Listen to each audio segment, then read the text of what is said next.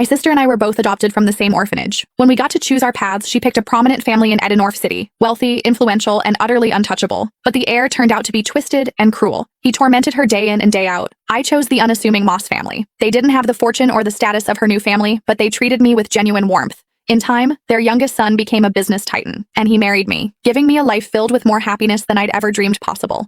Consumed by jealousy, my sister secretly strangled me. But when I opened my eyes again, I found she had shamelessly stolen the life I'd built, this time, choosing the Moss family for herself. "Carmen," she sneered, "now it's your turn to suffer." I almost laughed out loud. Did she think the Moss heir was some simple jackpot?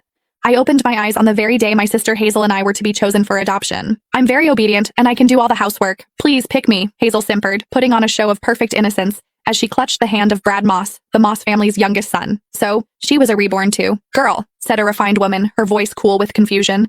"I thought you said you liked our family." She was Alexander Moreland's mother. The Morelands were the first family of Edenorf's elite, though the heir himself, Alexander, was nowhere to be seen. "I changed my mind," Hazel retorted, shrinking behind Brad as if he were a human shield. "Is that a crime?" Mrs. Moreland's face tightened. "Such a fickle child is unworthy of the Moreland name." Then her gaze softened as she turned to me. "You seem like a good girl. Come with me. We have a son at home you'll like." I simply nodded and took her outstretched hand. A triumphant gleam flashed in Hazel's eyes, as if she'd just won a great victory. But she had no idea. While everyone feared Alexander's eccentricities, I was far more terrified of Brad, a guy as cold and venomous as a snake. In my last life, I had spent years desperately trying to escape his grasp. This time, she had unknowingly done me the biggest favor imaginable. As Mrs. Moreland stepped outside to get the car, Hazel sidled up to me, her eyes full of contempt. "Enjoy your new life, Carmen," she whispered. "This time, you're the one who will suffer."